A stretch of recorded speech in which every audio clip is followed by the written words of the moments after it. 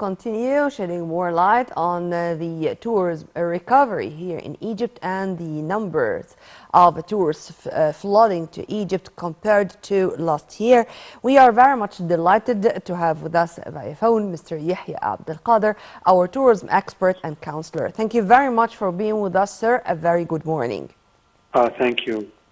Sir, the report of the Regional Council of American Chambers of Commerce in North Africa and the Middle East indicated that that Egypt more than doubled the international tourist numbers coming to the country, recording growth of 130% during January 2023 compared to the same period in 2022.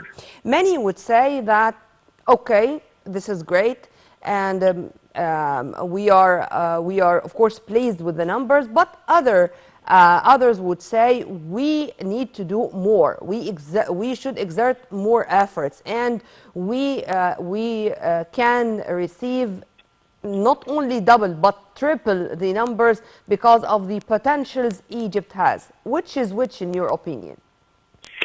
Well, really, this is quite true because, like the fair share of Egypt travel market as, as part of the MENA region, Middle East and North Africa, it should be 30 million visitors per year. And nearly we'll be getting close to this figure because of the government plans for development and major projects, like the Grand Egyptian Museum and extending a network of sophisticated airports, because 95% of our visitors, they, arrive to Egypt, through airways. So these figures can be, achieved with an extra, expansion in the hotel rooms as well. Mm-hmm. Sir, also the report said that one of the important factors which ended with this great results, if I may call it this way, was the host of COP27 in Sharm el-Sheikh last November. With only hosting this very important global event, it already propagated for Egypt more than many campaigns we already launched. If you agree with me on that, or with the report on that. Well, definitely, that was, a global event where we have, world leaders, prime ministers and presidents and kings, attended, and world organizations, like the environmental ones and the UN, and the whole other associations worldwide. Mm-hmm. So it was a great event, with a great magnitude that proved the capability of Egypt to hold major events, in a smooth and professional way.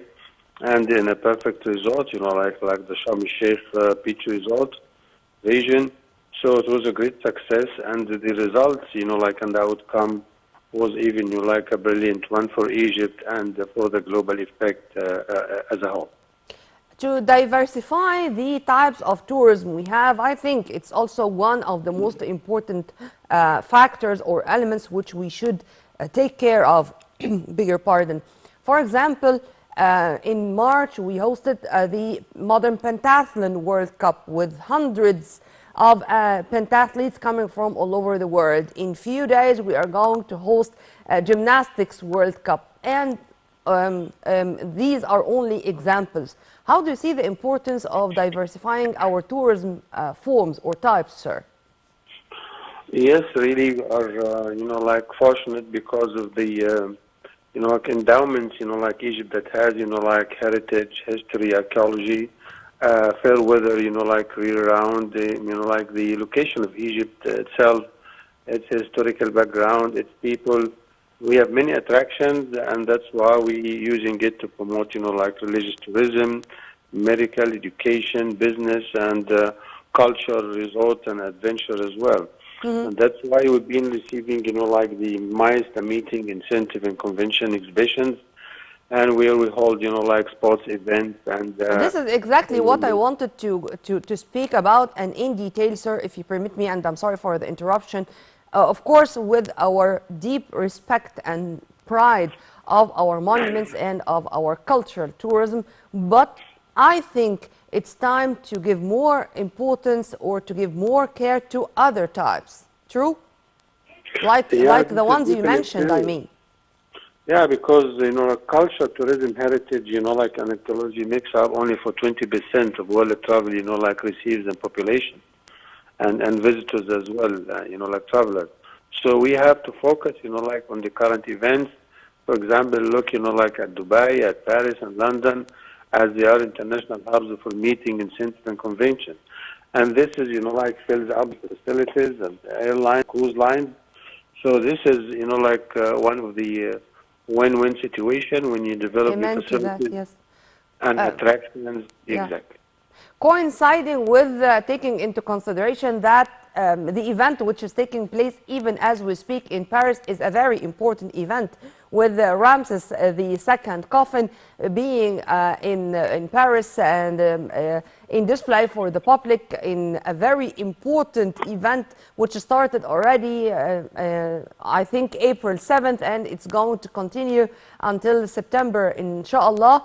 This is going to be another way to attract millions of Europeans, not only from the French people, to come and to see themselves how Egypt is really enjoying this wonderful civilization, which is going to continue to amaze the whole world forever.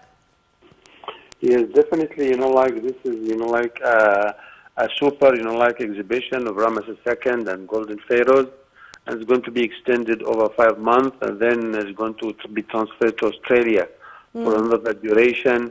And like French visitors and international visitors to Paris, they're lining up. They booked over like 170, like tickets, like Yes.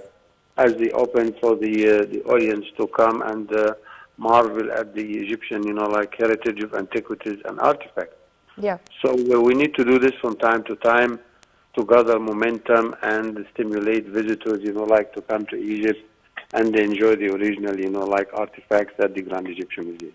And to participate, of course, in international tours, exhibitions like the one in Berlin, which took place only, I think, a few weeks ago, and the outcome is great. Yes, definitely. Like the Ministry of Tourism and Antiquities have a solid strategy. Currently, they are participating at the World Travel Market held in Sao Paulo, Brazil, for Latin America. Prior to that, they had the ITP in Frankfurt. Prior to that, they had the World Travel Market in London. Yep. And early May, they are going to be joining the Arab Travel Market, which is the largest travel markets here in the Middle East. Is going to be held in Dubai. Yes, sir. Well, as usual, you are an added value to our programs. Thank you very much for your input. Have a very good day and happy Ramadan. We were very much delighted to have with us via phone Mr. Yehia Abdul, our tourism expert and counselor. Thank you, sir. When I remember Ramses II to be the very first mummy to have a passport, this really made me thrilled with joy and feeling that much proud of being Egyptians. Just imagine that a mummy has a passport, and in the passport it's written Egypt's king. Yeah, between two brackets deceased, but Egypt king. This is us. This is Egypt. This is old Egypt and the new Egypt. And nothing is going to hinder the Egyptians from going through the right path to reach the new Egypt. We are already there. Well, by this we come to the end of this episode of our breakfast show. Till we meet again same time on Nile TV International with more and to introduce and with another episode with another crew. Stay tuned. This was Nermeen Abdurrahman. Many thanks for watching.